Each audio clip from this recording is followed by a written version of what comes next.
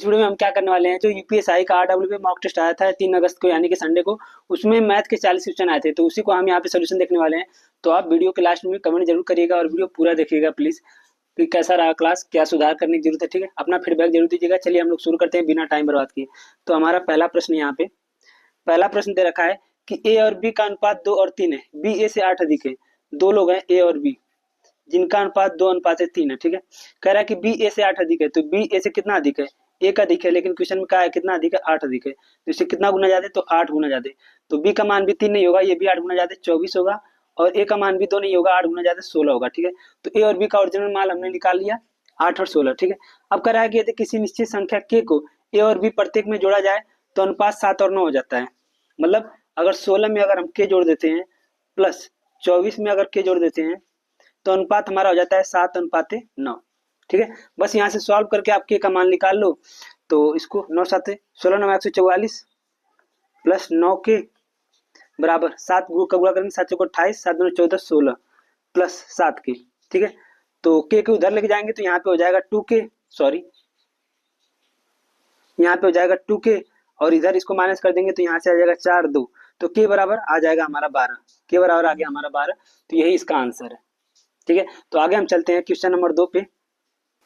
Question number 2 हमारा reasoning का question है। कह रहा है कि अगर T A B L A का 12 है तो एस आई एन टी, तो T A B L A के सबको आपस में जोड़ेंगे, जैसे 20 21 21 तो 23 23 एक 24 तो 36 12 36, 3 से भाग देंगे 12 आ जाएगा। इसी तरह इसको जोड़ के अगर 3 से भाग देंगे तो ये 12 आ जाएगा। तो हमारा क्वेश्चन नंबर 3 क्या दे रखा है, क्वेश्चन नंबर 3 कह रहा है कि 3820 4672 और 6163 को बड़ी से बड़ी संख्या एक से विभाजित किया जाता है तो प्रत्येक स्थिति में शेषफल समान होता है।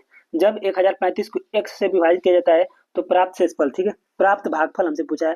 कह रहा है कि 3820 4672, थोड़ा सा टाइम लगेगा, 6063।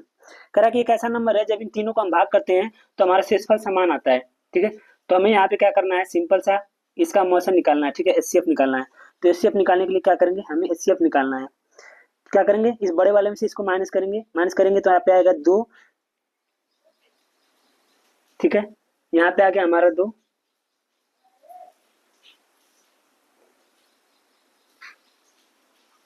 तो हम इसमें माइनस कर दिया तो 2 आ गया। यहाँ पे इसको माइनस करेंगे हम, यहाँ पे तो आएगा हमारा 5, इसमें से माइनस करेंगे तो आएगा यहाँ पे हमारा 6। ठीक है, सॉरी यहाँ पे 8 आएगा, 8 आएगा 852। अब इसमें से इसको माइनस करेंगे तो 2 से 3 में से 1 माइनस करेंगे तो 2, यहाँ पे आ गया हमारा 9। ठीक है, यहाँ पे बच गया 4, यहाँ पे आ गया 1, 14 91 आ गया। अब हम देख रहे हैं ये भी बड़ा है ये भी बड़ा है, तो एक बार और माइनस कर लेते हैं हम लोग। तो माइनस कर लो तो यहाँ पे आ गया 9, यहाँ पे बच गया 8, 8 में से आ गया 3, यहाँ पे बच गया 6, 639 आ गया। ठीक है, तो हम देख रहे हैं 639 आ गया, तो हमें क्या करना है, हम इसको काटेंगे। तो देखिए हम देख रहे हैं हम 3 से कट रहा है, 1 मिनट, देख रहे हैं हम यहाँ पे ये 3 से कट रहा है, तो 3 दूना 6, 3 एकम 3, 3 3 9, 300 213 आ गया, 213 आ गया। अब हम देखेंगे कि क्या ये और भी कट रहा है, तो हाँ ये 3 से कट रहा है, तो 3 से काटेंगे तो 3 7 71 और 3 एकम 3, यानी 3 और 71 का ये मल्टीपल है। तो ये हमारा आ गया, ऐसा नंबर आ गया जिसके बीच में कोई भी कॉमन फैक्टर नहीं है। तो यही हमारा जो है 213, ये हमारा एचसीएफ हो जाएगा। ठीक है, ये हमारा एचसीएफ आ जाएगा क्योंकि ये लास्ट में 3 और 13 का फैक्टर है जो कि अपने आप में ही को प्राइम है। ठीक है, तो ये हमारा एचसीएफ आ गया। अब जो 213 है इससे हम भाग करेंगे 1035 में, 1035 में 213 से भाग करेंगे तो हमसे पूछा है कि भागफल कितना बार जाएगा। तो हम देख रहे हैं कितना बार जाएगा, 5 बार लेके जाएंगे तो ज्यादा हो जाएगा, तो 4 बार लेके जाएंगे तो 4 3 12 के 2, 4 एकम 4, 1 5, 4 2 8। ठीक है, यानी कि 4 ही बार जाएगा, तो ये हमारा आंसर हो जाएगा। इसका भागफल पूछा है तो आंसर आ जाएगा इसका। ठीक है, 4। आगे हमारा प्रश्न नंबर 4 क्या कह रहा है, कह रहा है कि पी क्यू आर 35,000 45,000 55,000 निवेश करके एक साझेदारी में प्रवेश करते हैं। 40,500 के वार्षिक लाभ में उनका औसत। तो पी क्यू आर 3 लोग दे रखे हैं, ये 35,000 ये 45,000 और ये हमारा 55,000। कह रहा है कि 1 साल के लिए, तो 1 साल के लिए 12 से गुणा कर देंगे, 12 से गुणा कर देंगे, 12 से गुणा कर देंगे। ठीक है, अब हम क्या करेंगे, पहले इनका रेशियो निकाल लेते हैं। तो 12 से 12 कट गया, 12 से 12 कट गया, 3 0 से 3 0 कट गया, 3 0 से 3 0, तो 5 7 35 और 5 9 45 और 5 एकम 5, तो हमारा अनुपात आ गया। ठीक है, तो यहाँ पे हमारा अनुपात आ गया 7 9 11, अनुपात आ गया 7 9 11। तो जो ये अनुपात आया है यही हमारा लाभ का मान भी होगा। तो अगर हम इसको जोड़ेंगे तो 11 9 20 और 27, ये आ गया हमारा 27। तो टोटल लाभ हमें हुआ है 27। लेकिन क्वेश्चन में कह रहा है कि लाभ कितने का हुआ है, 40,500, 40,000, 40,500, ये 27 का मान दे रखा है। ठीक है, तो हमसे पूछा कितना है, उन तीनों का हिस्सा पूछा है। तो हम देख लेते हैं, इसको काटेंगे 27 से, तो काट दो इसको। तो 9 चौको 36, 9 5 42, 00, 9 3 27, काटेंगे 3 कम 3 3 5 15, यानी 1500 आ रहा है। तो ये भी 1500 गुना, ये भी 1500 गुना, ये भी 1500 गुना, तो ये 1500 गुना 15 7 105, ये हो जाएगा हमारा 15 7 105, 00, और ये 15 9 135, 00, और ये 11 5 55, 11 165, 00। ठीक है, तो ये तीनों का मान आ गया पी क्यू आर का। ठीक है, तो ये इसका आंसर है। देखो हमारा अगला प्रश्न है, प्रश्न नंबर 5 कह रहा है, अमन अपनी आय का 30% अपने पिता को और शेष का आय का 30% अपनी बेटी और 25% अपनी पत्नी को देता है। अपनी मासिक आय में से शेष राशि को तीन योजनाओं में समान रूप से निवेश किया। यदि उसने प्रत्येक योजना में 42,000 का निवेश किया तो उसकी मासिक आय, इसको हम दो तरीके से कर सकते हैं। ठीक है, तो पहले देखो लास्ट में क्या कर रहा है कि उसने 3 योजनाओं में निवेश किया समान रूप से। यदि प्रत्येक में 42,000, अगर प्रत्येक योजना में 42,000 करता है तो 3 योजना में करता है तो 3 का गुणा कर देंगे तो आ जाएगा 3 दूना 6, 3 चौको 12, यानी 1,26,000 आ गया। मतलब तीनों योजनाओं में कुल मिलाकर 1,26,000 निवेश किया। देखो मान लेते हैं कि इसका जो आय है वो x है, आय हमने मान लिया x है। ठीक है, तो x का वो 30%, देखो x का यहाँ पे 30% अपने पिता को देता है। अगर 30% पिता को दे देगा तो बचेगा कितना, 70%, तो 70/100। ठीक है, आगे हमारा प्रश्न में क्या कह रहा है, कह रहा है कि शेष आय का मतलब ये जो शेष आय बचा है इसका 30% और 25% अपनी पत्नी को, 30 और 25 को जोड़ेंगे तो कितना आएगा, अगर 30 और 25 को जोड़ो तो कितना आएगा, 55 आएगा, 55 आएगा ना। तो 55, अगर 55 निकाल दे 100 में से तो कितना बचेगा, 45। तो ये जो टोटल है, ये जो बचा हुआ शेष है इसका 45%, मतलब दे अपने बेटी को देने के बाद और पत्नी को देने के बाद बचा 45%। तो जो बचा है यही इसका मान है, इसी का मान दे रखा है 1,26,000, 1,26,000। ठीक है, तो बस हम यहाँ से x का मान निकाल लेंगे। तो निकालो, 0 से 0 कट गया, और 6 2 8 1 9, तो 9 5 45, 9 कम 9, 9 चौको 36। ठीक है, और 3 0 यहाँ पे जाके लग जाएगा, 1 2 3। ठीक है, अब काट देते हैं हम यहाँ पे, तो 5 से काट देते हैं इसको, तो ये चला जाएगा 28, 1 2 3 4 5, फिर 7 से काट देंगे, 7 चौको 28। ठीक है, ये इसका आंसर आ जाएगा। तो यही हमारा आंसर है। 1000 में पूछा है तो 400 दिया होगा, 400 1000, यही इसका आंसर है। ठीक है, इसका एक और तरीका है, फ्रैक्शन में भी आप कर सकते हो, लेकिन ऐसे ही कर लो, ज्यादा बेहतर है। आगे हमारा प्रश्न है, प्रश्न नंबर 7 दे रखा है। आगे हमारा प्रश्न है, प्रश्न नंबर 7 बेहद आसान है। कह रहा है कि 500 व्यक्ति एक घनाकार तालाब में डुबकी लगाते हैं। एक घनाब है, एक घनाकार तालाब है, ये घनाकार तालाब, इसमें 500 लोग डुबकी लगा रहे हैं। 80 मीटर लंबा, 50 मीटर चौड़ा है। यदि 80 मीटर लंबा, 50 मीटर चौड़ा और इसकी ऊंचाई मान लेते हैं h है। एक व्यक्ति द्वारा विस्थापित पानी का औसत आयतन 0.04 मीटर है, तो तालाब के जल स्तर में वृद्धि। तो हम सबसे पहले इसका आयतन निकालेंगे। तो हमको पता है आयतन क्या होता है, लंबाई गुणे चौड़ाई गुणे ऊंचाई। ठीक है, तो लंबाई 80 गुणे 50 गुणे h। ठीक है, तो यहाँ से इसका आयतन आ गया 8 5 40, 4000 इंटू एच, 4000 इंटू एच। ठीक, 4000 इंटू एच।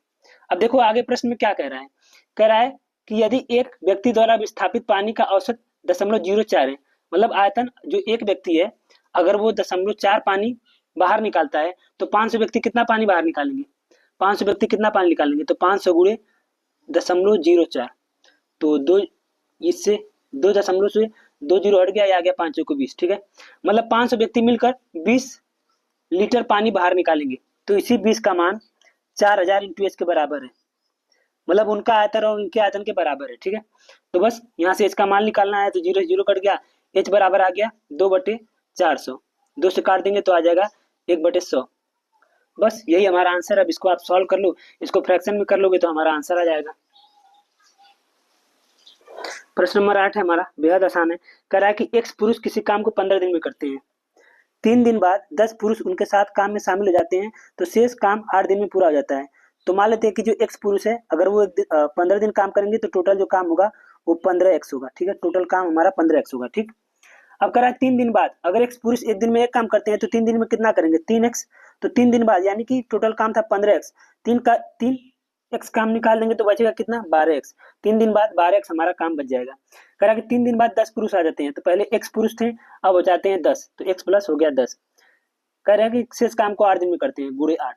ठीक है, तो ये 12x और ये हमारा बराबर है, तो यहाँ से बस हमको x का मान निकालना है। तो ये हो जाएगा 8x प्लस 80 बराबर ये 12x है, तो ये x इधर जाएगा, सॉरी ये इधर जाएगा, तो यहाँ से हो जाएगा 4x बराबर 80, तो यहाँ से x बराबर हमारा आ जाएगा 20। ये इसका आंसर है। ठीक है, आगे प्रश्न है, प्रश्न नंबर हमारा 10 है। कह रहा है कि 200 और 400 के बीच ऐसी कितनी संख्याएं हैं जो 6 और 5 दोनों से विभाज्य हैं। मतलब देखो, अगर इसमें रीजनिंग का क्वेश्चन भी था तो रीजनिंग का क्वेश्चन मैंने हटा दिया है बीच में से, क्योंकि उसका कराने से क्या फायदा। कह रहा है कि 200 और 400 के बीच ऐसी कितनी संख्याएं हैं जो 6 और 5 दोनों से विभाज्य हैं। 6 और 5 दोनों से विभाज्य हैं, तो देखो 6 और 5 दोनों से विभाज्य का मतलब 6 गुणे 5 से भी विभाज्य होना चाहिए। जो नंबर 6 और 5 दोनों से कटेगा वो 30 से भी 100% कटेगा। तो इसको दो तरीके से कर सकते हैं। देखो, या तो हम इसमें गुणा कर दे 7 त्रिक 21, 210, 210 मतलब क्या है कि 200 और 400 के बीच, तो ये 200 और 400 के बीच है 210, फिर 200, फिर 8 से गुणा करेंगे, 7 से गुणा किया, फिर 8 से, फिर 9 से, फिर 10 से गुणा करेंगे 300, फिर 11 से 33, फिर 12 से 12 36, फिर 13 से 13 39, 13 39, ठीक है, 13 39, देखो 3 3 6 1 7, मतलब 7 नंबर ऐसे हैं, 7 नंबर ऐसे हैं जो 200 और 400 के बीच है, जो 30 से पूरा पूरा कट जाएंगे। या तो फिर आप इसे ऐसे कर सकते हो, हमारा 30 आया ना, तो हम देख लेंगे 200 तक हमारी ऐसी कितनी संख्या है जो 30 से कटेंगी, तो हम इसको भाग देंगे, तो 3 6 18, 6 बढ़ जाएगा, 6 बढ़ जाएगा, मतलब 200 तक ऐसी संख्याएं हैं, ऐसी 6 संख्याएं हैं जो कि हमारा 30 से कटेंगी। अब हम देखेंगे 400 कितनी संख्याएं हैं जो 30 से कटेंगी, तो कितनी बार जाएगा, 30 से कम 30, यहाँ से आगे 0 1, 3 3 के 9 13, मतलब देखो 200 तक ऐसी 6 संख्याएं हैं जो 30 से कट जाएंगी, और 400 तक ऐसी 13 संख्याएं हैं जो 30 से कट जाएंगी। तो हमें 200 और 400 के बीच में पूछा है, तो 13 में से 6 माइनस कर देंगे तो आ जाएगा 7। ऐसे भी हम कर सकते हैं। आगे हमारा प्रश्न है, कह रहा है कि दो बाइक के क्रय मूल्य का योगफल 50,000 है। कह रहा है पहली बाइक 20% के लाभ पर, दूसरी बाइक 20% की हानि पर बेची गई, यदि दोनों का विक्रय मूल्य समान है। कह रहा है पहली बाइक 20% के लाभ पर और दूसरी 20% की हानि पर, तो इसको फ्रैक्शन में चेंज करेंगे तो आएगा 1/5, यानी कि पहली बाइक 5 रुपए की थी तो उसे 1 रुपए की लाभ 6 रुपए में बेचा गया, दूसरी बाइक 5 रुपए की थी तो उसे 1 रुपए की हानि 4 रुपए में बेचा गया। ठीक, ये हमारा क्रय मूल्य है, ये विक्रय मूल्य। आगे प्रश्न में कहा है कि विक्रय मूल्य हमारा समान है, विक्रय मूल्य हमारा समान है, तो इसको समान करने के लिए यहाँ पे 2 से गुणा करेंगे तो ये 12 हो जाएगा, यहाँ पे 3 से गुणा करेंगे तो 12 हो जाएगा, तो 2 से यहाँ भी गुणा करना पड़ेगा, 3 से यहाँ भी, तो गुणा कर लो, गुणा कर लेते हैं हम यहाँ पे, तो ये हो जाएगा 12 12, ये हो जाएगा 10, ये हो जाएगा 15। ठीक है, तो ये हमारा सीपी है यानी कि क्रय मूल्य, ये हमारा एसपी यानी कि विक्रय मूल्य, तो इसको जोड़ेंगे तो आएगा हमारा 25, इसको जोड़ेंगे तो आएगा 24। तो देखो प्रश्न में कहाँ दे रखा है, कह रहा है दो बाइकों के क्रय मूल्य का योगफल 50,000 है, यानी 25 का मान 50,000 दे रखा है, सॉरी 50,000 दे रखा है, इससे कितना गुना जाते, तो इससे 2000 गुना जाते। ठीक है, इससे 2000 गुना जाते। तो हमसे क्या पूछा है वो हम देख लेते हैं। तो हमसे पूछा है कि दूसरी बाइक का क्रय मूल्य, दूसरी बाइक का क्रय मूल्य मतलब 15 का क्रय मूल्य पूछा है, तो ये भी 2000 गुना जाते, 15 दुना 30,000 होगा। ठीक है, 30,000 इसका आंसर हो जाएगा।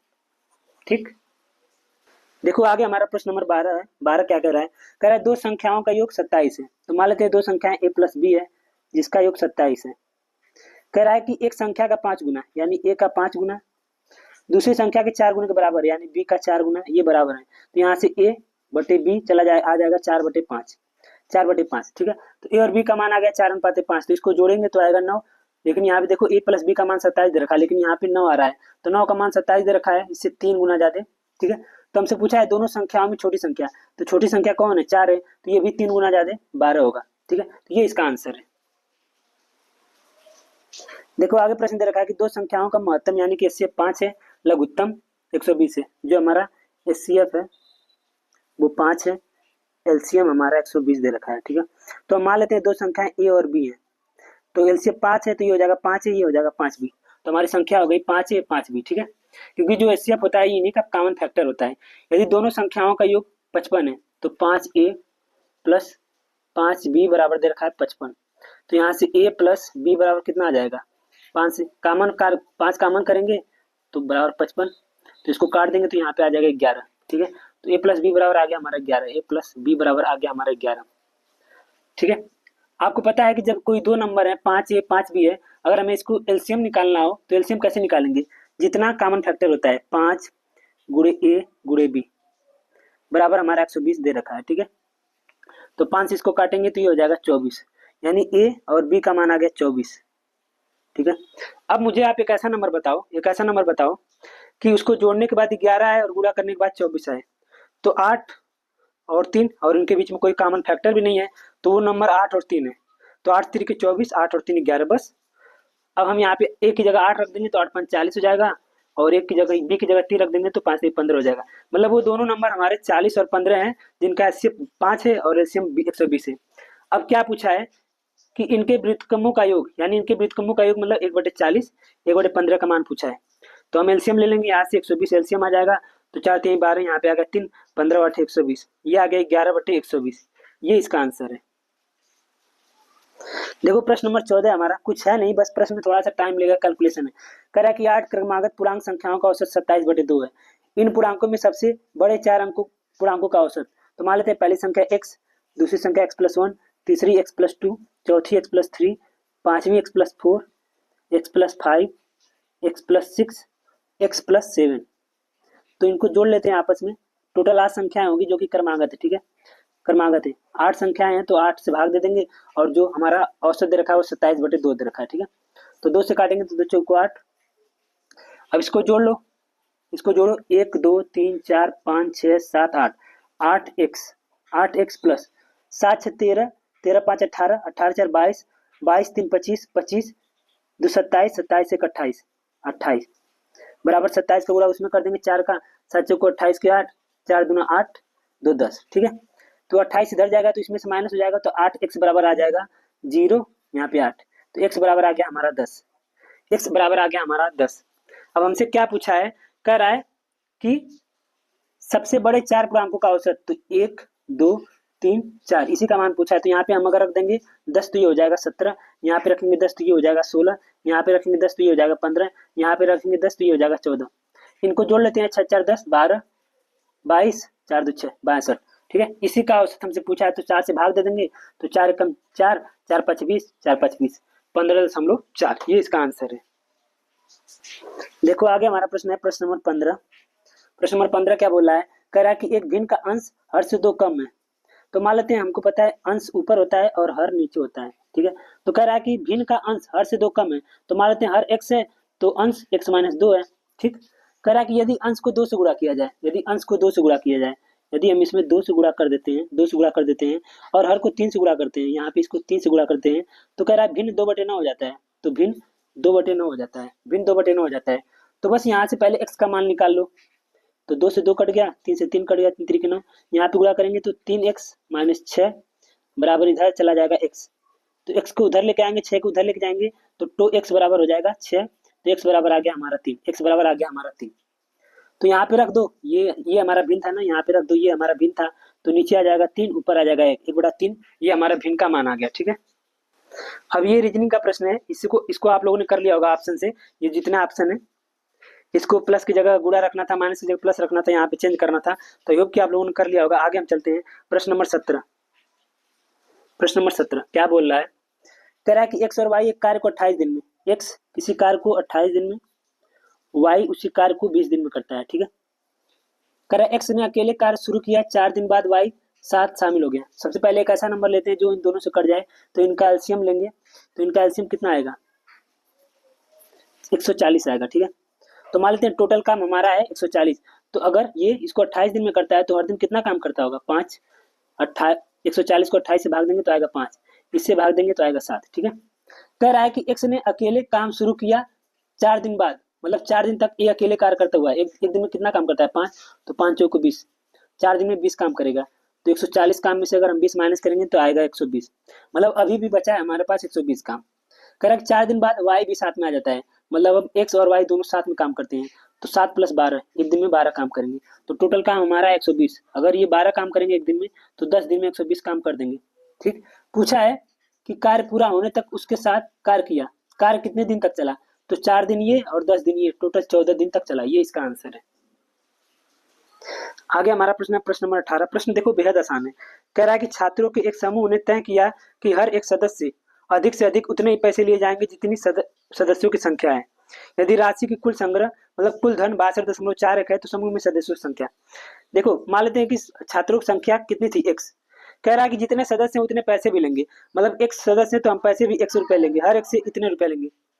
मतलब जितने सदस्य उतने पैसे मिलेंगे।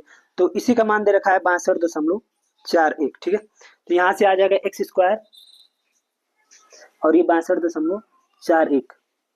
तो एक्स बराबर ये कड़ी में हो जाएगा हमारा 62.41, ठीक है। तो हम इसको हटा देंगे तो यहाँ पे नीचे 100 आ जाएगा, ठीक है। अब देखो 62.41 किसका वर्ग है हमें निकालना है।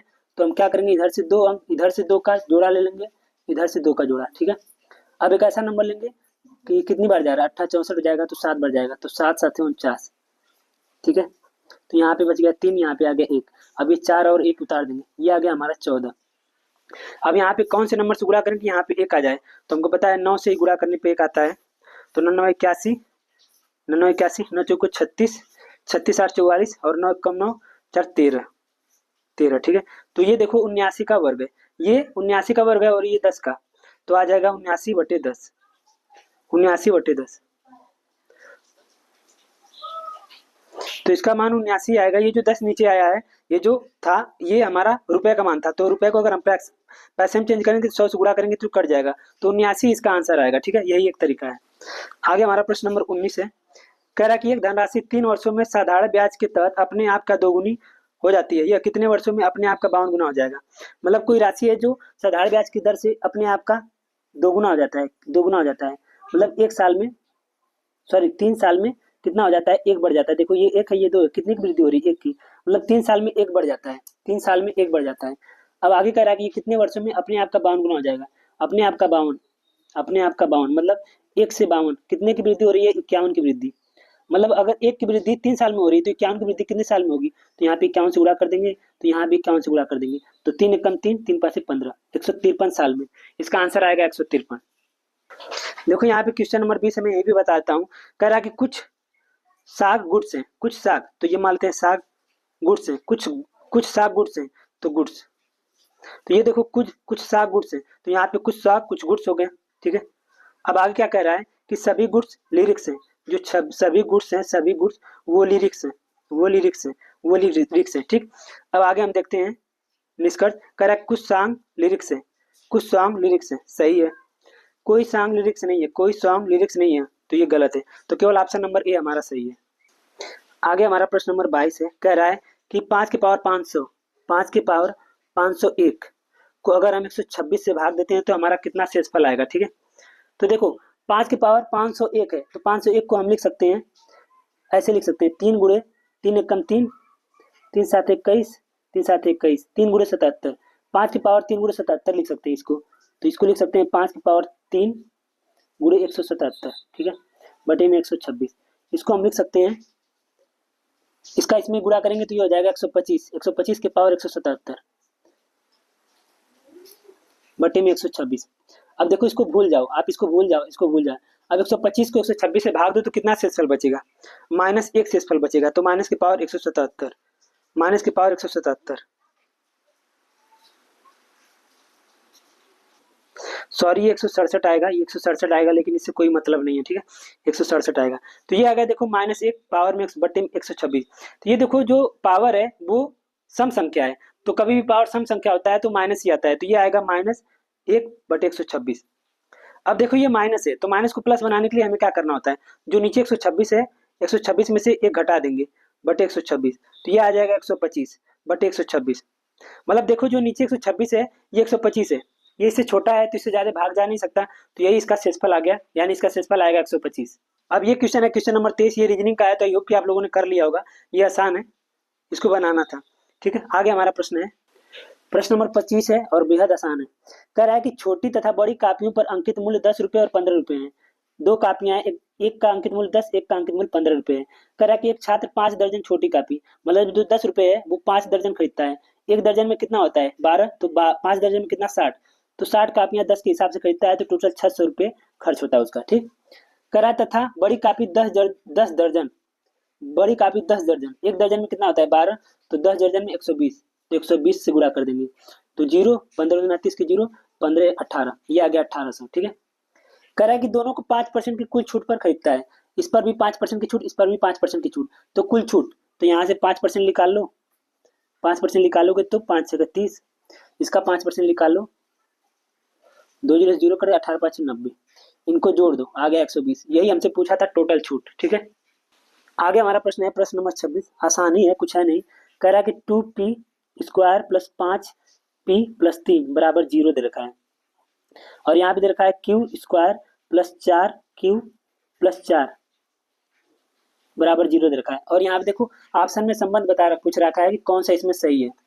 तो देखो आपने द्विघात समीकरण शुरू किया होगा, 3 दूना 6, यानी 3 दूना 6 और 5, मतलब ऐसा है दो नंबर जिनका गुणा करने पे 6 आना चाहिए और जोड़ने पे 5, तो 2 और 3, ठीक है। तो 2p² प्लस 2p+3p+3 बराबर 0। तो यहाँ से 2p कॉमन है, तो यहाँ पे आ गया p+1, यहाँ पे 3 कॉमन है तो p+1 बराबर 0। तो एक क्वेश्चन में आ गया p+1, एक क्वेश्चन में आ गया 2p+3 बराबर 0। तो यहाँ से हम p का मान निकालेंगे, तो p का मान यहाँ से आ जाएगा -1 और एक p का मान आ जाएगा -3/2, ठीक। अब इसी तरह यहाँ भी हम सॉल्व कर लेते हैं इस तरफ। तो ऐसे दो नंबर जिनका गुणा करने पे 2 और जोड़ने पे 4 आना चाहिए, तो q² प्लस 2q+4, ठीक है। तो q कॉमन है तो q+2, यहाँ पे 2 कॉमन है प्लस 2 कॉमन है तो q+2। तो यहाँ से q का मान आएगा -2, सीधा सीधा। देखो यहाँ पे p का मान -1 है, यहाँ पे q का मान 2 है, तो जो p है वो बड़ा है q से, जो p है वो बड़ा है q से, तो यही इसका संबंध है, यही इसका आंसर। क्वेश्चन नंबर 27 है। क्वेश्चन नंबर 27 आसानी है, बहुत कठिन नहीं है, बस थोड़ा सा टाइम लगेगा। कह रहा है कि मनोज ने अपनी आय का 25% अपने बेटे ए को एक निश्चित राशि अपने बेटे बी को दिया। अपने आय का 25% ए को दिया, लेकिन एक निश्चित राशि बी को दिया, हमें नहीं पता कितना दिया है। कह रहे यदि उसने बी को 2208 दिए, जो अपने निर्धारित राशि, जो उसके निर्धारित राशि का 92% है। मतलब बी को मान लेते हैं कि अगर उसने 100 रुपये दिया, तो एक्स का 92%, एक्स के 92% का मान हमें दे रखा है 2208। तो हम यहाँ से एक्स का मान निकाल लेंगे तो बी का मान पता चल जाएगा। तो 2 जीरो उधर जाएगा, तो अब इसको काट दो, तो 4 दूना 8, 4 3 12, 4 5 20, 4 5 20, 4 दूना 8, ठीक है। तो 23 से काटेंगे, 23 से ये जाएगा 23 दूना 46, फिर यहाँ पे बचेगा 9, 23 चौक को 92, ये आ जाएगा 2400। एक्स का मान आ गया यहाँ से 2400, मतलब बी को जो राशि मिली वो 2400 राशि मिली है, ठीक। आगे प्रश्न में क्या कह रहा है, कह रहा है कि बी को 2208 दिए, जो निर्धारित राशि का 92% है, और ए को दी गई राशि से इतना कम है। मतलब जो ए की राशि है वो 1542 प्लस ये जोड़ देंगे 2208, यह आ गया 8 2 10 की 0, ये 4 1 5 5 2 7, यह आ गया 3700। मतलब ए की राशि आ गई हमारा 3700। अब आगे कह रहा है तो मनोज ने अपने बेटे बी को अपनी आय का कितना प्रतिशत दिया, तो हम उसका आय निकाल लेंगे, उसका आय निकाल लेंगे। आय कहाँ से निकालेंगे, यहाँ से। मनोज ने अपनी आय का 25% ए को दिया, 25% ए को दिया, तो 25% को फ्रैक्शन में चेंज करेंगे तो आएगा 1/4। तो ए का मान हमें दे रखा है 3750, 4 का मान निकालना है, तो 4 से इसमें गुणा कर देंगे, तो 4 जीरो 0, 4 5 20 के 0, 4 7 28 0, 4 3 12 3 15, ये आ गया हमारा 15। उसका आय आ गया 15,000। देखो अब कहा है कि बी को कुल आय का कितना दिया, तो टोटल आय हमारा 15,000 और बी को दिया 2400, 2400 गुणे 100, यहाँ से आ गया आंसर। 3 जीरो से 3 जीरो कट गया, 3 9 8 24, 3 5 15, तो ये आ गया 16%, ये इसका आंसर है, ठीक है। देखो आगे हमारा प्रश्न है प्रश्न नंबर 30, बहुत आसान सवाल है। कह रहा है कि एक नाभिक धारा के विपरीत 24 किलोमीटर चलता है, धारा के विपरीत यानी x - y 24 किलोमीटर चलता है, ठीक। और x + y यानी कि धारा की दिशा में 36 किलोमीटर चलता है, ठीक। कह रहा है कि दोनों बार 6 घंटे का समय लगता है, यहाँ भी 6 घंटे का समय, यहाँ भी 6 घंटे का समय। तो यहाँ से x - y का मान आ जाएगा 4, यहाँ से x + y का मान आ जाएगा 6, ठीक है। तो x + y का मान आ गया हमारा 6। तो हमसे पूछा है धारा की चाल, y का मान पूछा है, तो माइनस माइनस माइनस, ठीक है। तो ये कट जाएगा, ये हो जाएगा -2y, ये हो जाएगा -2, ये माइनस से माइनस कट गया, y बराबर आ गया हमारा 1, ये इसका आंसर है। आगे प्रश्न है प्रश्न हमारा 31। देखो क्या करा है, किसी राशि को 6.25 की वार्षिक साधारण ब्याज की दर पर निवेश करने पर n वर्षों में उस पर प्राप्त मिश्र धन मूल राशि का 11/8 गुना हो जाएगा। तो हम सबसे पहले 6.25 को फ्रैक्शन में चेंज करेंगे, तो ये आएगा 1/16, ये आएगा 1/16। आप फ्रैक्शन में चेंज करके देख लो, ये 1/16 ही आएगा। और फ्रैक्शन में चेंज कैसे करते हैं, 6.25 है, परसेंटेज के लिए 100 कर देंगे नीचे, ये हटाएंगे तो नीचे 100 आ जाएगा। तो 25 से काटेंगे तो ये आ जाएगा 25 बार, ये जाएगा 400 बार, फिर 25 से काटेंगे तो चला जाएगा 16 बार, ठीक है। तो 1/16 आएगा, ठीक है। यही मैंने यहाँ पे लिखा है। तो मान लेते हैं कि जो हमारा राशि है, जो हमारी राशि है, जो हमारा मूलधन है वो 16 है, जो पी का मान हम मान लेते हैं 16, ठीक है। 16x मान लो, चलो 16x मान लिया। अब क्या कह रहा है कि n वर्षों में उस पर प्राप्त मिश्र धन राशि का 11/8 है। जो मिश्र धन है, जो मिश्र धन है वो राशि का 11/8 है, यानी 16x का 11/8 कितना होगा? तो 8 दूना 16, ये आ जाएगा 22x। 22x मिश्र धन हमारा आ गया 22। देखो मूलधन हमारा 16, मिश्र धन आ गया हमारा 22, तो हमारा ब्याज आ जाएगा, यहाँ से ब्याज निकाल लो, कितना आ जाएगा 6x। मतलब अगर 22 में से 16 घटाएंगे तो हमारा ब्याज आ गया 6x। तो बस आप फार्मूला निकाल लो, तो आपको पता है कि ब्याज साधारण ब्याज बराबर होता है, साधारण ब्याज बराबर मूलधन यानी कि 16x गुणे दर यानी कि 6.25 गुणे समय यानी कि n बटे में 100।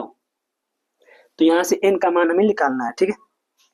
तो यहाँ से 2 जीरो हटाएंगे तो यहाँ नीचे 2 जीरो बढ़ जाएगा, दशमलव हटाएंगे 2 जीरो बढ़ जाएगा, ठीक है।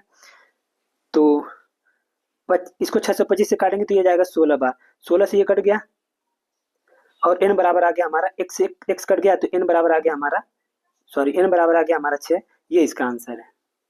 देखो आगे हमारा प्रश्न है 32, आसानी है। कह रहा कि शहर P से Q, यहाँ पे P है, P से Q 2 बस टिकट और तथा शहर P से R, P से R। देखो कह रहा है कि शहर P से Q 2 बस टिकट तथा P से R 3 बस टिकट।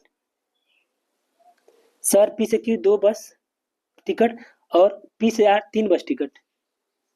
3 बस टिकट का मूल्य 99 रुपये है, 99 रुपये है। ये Q वाला है, ये R वाला है। आगे कह रहा है परंतु शहर P से Q 3 बस टिकट, 3 बस टिकट प्लस P से R 2 बस टिकट, 2 बस टिकट, ये R है ये Q है, का मूल्य हमें दे रखा है कितना? 91 रुपये, 91 रुपये। तो पूछा है P से Q और P से R का किराया कितना है। तो अगर आप ऑप्शन में जाओगे तो यहाँ पे देखो मैंने ऑप्शन से इसको किया था। अगर आप ऑप्शन से जाओगे तो मैंने इसको ऑप्शन से किया था। देखो अगर हम यहाँ पे P से Q तक का किराया 15 मानते हैं और P से R तक का किराया 23 मान लेते हैं, 23। अब इसको आप सेटिस्फाइज कराओ तो देखो यहाँ पे रखोगे 15 दूना 30, 15 दूना 30 और 23 तिया 69 प्लस 99। यहाँ पे देखो 15 तिया 45, 23 दूना 46 प्लस 91। तो इसको मैंने ऑप्शन से कर दिया था, तो ये इसका आंसर है, ठीक है। देखो आगे प्रश्न है, प्रश्न नंबर 33। प्रश्न आसान है, बस कैलकुलेशन है। कह रहा है कि ये गोले की त्रिज्या बेलन के त्रिज्या के 3 गुनी है। तो गोले की त्रिज्या मान लेते हैं स्मॉल आर है और बेलन की त्रिज्या है हमारा कैपिटल आर, इसका 3 गुनी है, ठीक है, इसका 3 गुनी है। आगे कह रहा है कि बेलन की ऊंचाई यानी बेलन की ऊंचाई मान लेते हैं h, आधार की त्रिज्या से 9 गुनी है, त्रिज्या से 9 गुनी यानी r का 9 गुना, r का 9 गुना है। कह रहा है कि यदि बेलन का कुल पृष्ठीय क्षेत्रफल, तो बेलन का कुल पृष्ठीय क्षेत्रफल क्या होता है? कुष्ठ में पाई r, ये होता है 2 पाई r कुष्ठ में r प्लस h, ठीक है। कह रहा है कि गोले के आयतन के बराबर है, गोले का आयतन होता है 4/3 पाई r क्यूब। तो हमसे पूछा है ऊंचाई, बेलन की ऊंचाई, तो हम सब जगह h को h लाना है हमको सब जगह। तो पहले पाई से पाई कट गया, 2 से 2 दूना 4 हो गया, तो हमें h लाना है। तो यहाँ पे क्या करेंगे, यहाँ पे कैपिटल आर की जगह ये रखेंगे, कैपिटल आर की जगह ये रखेंगे, तो ये हो जाएगा r क्यूब प्लस 27। तो ये एक आर से ये एक आर कट गया, तो यहाँ पे बच गया आर स्क्वायर, यहाँ पे बच गया आर स्क्वायर। अब देखो यहाँ पे हम h आर की जगह इसको इधर लेके जाएंगे, तो ये हो जाएगा आर बराबर हो जाएगा h प्लस 9। तो आर की जगह हम रखेंगे h प्लस 9 बटे में h बराबर ये हो गया हमारा 2/3 गुणे आर स्क्वायर गुणे 27, ठीक है। तो इसको सॉल्व करके हमें यहाँ से h का मान निकालना है, कुछ नहीं है, ये आ जाएगा हमारा 10h बटे में 9, और यहाँ से आर स्क्वायर का मान हम क्या रख सकते हैं? आर स्क्वायर का मान हम रख सकते हैं यहाँ पे एच स्क्वायर बटे 81, एच स्क्वायर बटे 81 गुणे 2/3 गुणे 27, ठीक है। तो रखते हैं, तो 9 9 81, 9 3 27 के 27, यहाँ से एच से एक एच कट गया, ये 2 से 2 5 10, तो एच बराबर यहाँ से आ गया 5, ये इसका आंसर है। देखो हमारा प्रश्न नंबर 34 है, आसानी है। कह रहा है कि एक कमरा 15 फीट लंबा 12 फीट चौड़ा है। एक कमरा है, एक ही कमरा है जो कि 15 फीट लंबा है और 12 फीट चौड़ा है, ठीक। कह रहा है कि दीवारों से 1.5 फीट की जगह छोड़कर, मतलब इतना इतना जगह छोड़कर, दोनों तरफ इतना इतना जगह छोड़कर, ये 1.5 छोड़कर, ये 1.5, ये 1.5, ये 1.5 छोड़कर कमरे फर्श पर एक मैट बिछाया जाता है, जो कि 3.5 रुपए प्रति वर्ग की दर से बिछाया जाता है। तो पूछा है उसकी लागत, तो हमें इसका क्षेत्रफल निकालना होगा, इसका क्षेत्रफल निकालना होगा। इसका क्षेत्रफल कैसे निकलेगा? ये बड़े वाले का क्षेत्रफल माइनस मतलब कुछ नहीं, इसका क्षेत्रफल निकालना है। तो इसकी भुजाओं को निकालने के लिए हमें क्या करना होगा, देखो ये 1.5 है, ये भी 1.5 है, तो कितना हो जाएगा 1.5 1.5 यानी कि 3। तो 15 में से 3 घटाएंगे तो ये हो जाएगा 12, तो इसका मान आ गया 12। इस तरह 12 में से 3 घटाएंगे तो इसका मान आ जाएगा 9। 9 ठीक है, तो ये कितना हो जाएगा 12 9 108, 12 9 108 गुणे 3.5, गुणे 3.5, बस यही इसका आंसर आ जाएगा। ठीक है, 378 आएगा, 378 इसका आंसर आएगा। आगे प्रश्न है प्रश्न नंबर 35। कह रहा कि 1 से 700 के बीच कितनी संख्याएं 17 से पूर्व विभाज्य। 1 से 700 के बीच, 1 से 700 के बीच कितनी संख्याएं 17 से पूर्व विभाज्य। तो बस इसको कुछ नहीं करेंगे, 700 को हम 17 से भाग दे देंगे, तो 17 चौको 68, ये आ गया 2, 17 एकम 17, 41 बार जाएगा ना, तो बस यही इसका आंसर हो गया 41। ठीक है, आप देख भी सकते हो। अब क्वेश्चन नंबर 36 ये है जो कि जल पृथ्वी में है, तो आप लोग देख सकते हो, आपने लगा लिया होगा। आगे चलते हैं क्वेश्चन नंबर 38। देखो हमारा प्रश्न है, कह रहा है कि दो संकेंद्री वृत्त बनाए गए हैं जिनमें आंतरिक वृत्त की त्रिज्या 6 सेंटीमीटर, बाह्य वृत्त की त्रिज्या आंतरिक वृत्त की त्रिज्या से 50% अधिक है। तो दोनों वृत्तों के मध्य निर्मित वलय का क्षेत्रफल। देखो दो वृत्त हैं, दो वृत्त हैं, एक ये है, एक छोटा वाला है। इसका जो त्रिज्या है वो 6 है, और जो बड़े वाले की त्रिज्या है, बड़े वाले की त्रिज्या इससे 50% अधिक है। अगर ये 6 है तो इसका 50 यानी कि आधा, यानी कि ये 9 है। तो हमें इसका क्षेत्रफल पूछा है, ये जो वलय बना है इसका क्षेत्रफल पूछा है। तो इसका क्षेत्रफल निकालने के लिए क्या करना होगा, बड़े वाले का क्षेत्रफल माइनस छोटे वाले का क्षेत्रफल। तो बड़े वाला क्षेत्रफल पाई आर स्क्वायर माइनस छोटे वाले का पाई आर स्क्वायर। तो पाई कॉमन ले लेते हैं यहाँ पे, आर स्क्वायर यानी कि 81 माइनस 6 यानी कि 36। तो कितना आएगा 5 आ गया यहाँ पे, 45 22/7। बस ये इसका आंसर है, जो भी आए आप बुरा कर लो। उसके बाद ये क्वेश्चन नंबर 38 है जो कि सरलीकरण का है, तो योग कि आप लोगों ने सब लोगों ने कर लिया होगा। आगे क्वेश्चन नंबर 39 जो कि ग्राफ का है। ये आसान ग्राफ था, इसमें कुछ करना नहीं था। इसमें अकेला द्वारा कौशल परीक्षा में अर्जित किए गए अंकों का प्रतिशत। अकेला अकेला यहाँ पे है, कौशल में इसने 69% अंक हासिल किया, 69। ठीक है, और उसके बाद पूछा है कि बाला द्वारा, बाला यहाँ पे P1 परीक्षा, P1 यहाँ पे 142 हासिल किया यानी कि 72। तो बस 69 में से 72 माइनस करेंगे, 71 माइनस करेंगे तो 2 आएगा, ये इसका आंसर हो गया। और क्वेश्चन नंबर ये 40, ये भी आसान था, ग्राफ का ही सवाल था। कह रहा है कि 2020 में ई की बिक्री, 2020 में ई की बिक्री 65 और 2019 में सी की बिक्री से कितने % अधिक है। सी की बिक्री कितनी है 45, तो पूछा कितना है, बस वो निकाल देना है। ठीक है,